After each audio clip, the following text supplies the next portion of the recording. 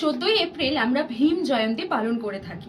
Doctor Bhimrao Ramji আম্বেদকরের জন্মদিন হচ্ছে এই আজকের দিনে, এবং আমরা কেন্দ্রীয় সরকারের তরফ থেকে আজকের দিনে ন্যাশনাল হলিডে হিসেবেও দেখতে পাই যে বিভিন্ন স্কুল, কলেজ, ব্যাংক কিন্তু ছুটি থাকে। আর এই দিনটা ইউনাইটেড নেশন থেকে 2016 সালে ঘোষণা করা হয়েছিল ইকুয়ালিটি ডে হিসেবে।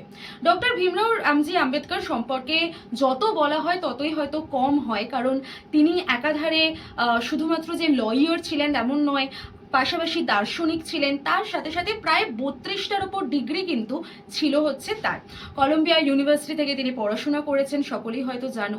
তো এই মানুষটিকে আমরা আর্কিটেক্ট অফ ইন্ডিয়ান কনস্টিটিউশনও বলে থাকি।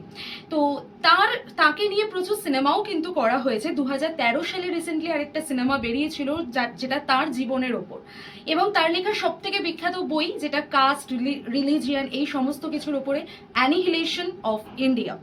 তো এরকমই আরও প্রচুর বই কিন্তু তিনি লিখেছেন, যেমন কাস্ট ইন ইন্ডিয়া বলেও একটি বই তার লেখা আছে।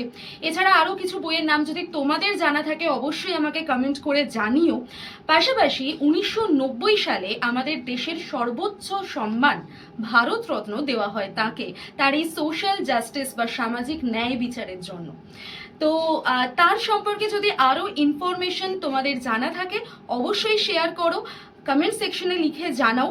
আর তোমাদেরকে বলে দিই যে প্রত্যেক দিন আমার দুপুর 3টের সময় যে ক্লাসটা হয় সোম থেকে শুক্র, সেই ক্লাসটা কিন্তু একদমই মিস করো না। সোম থেকে শুক্র প্রত্যেক দিন ক্লাসে জয়েন করে যাবে, তাহলে এরকম আরও অনেক ইনফরমেশন আমি তোমাদের সাথে শেয়ার করতে পারবো।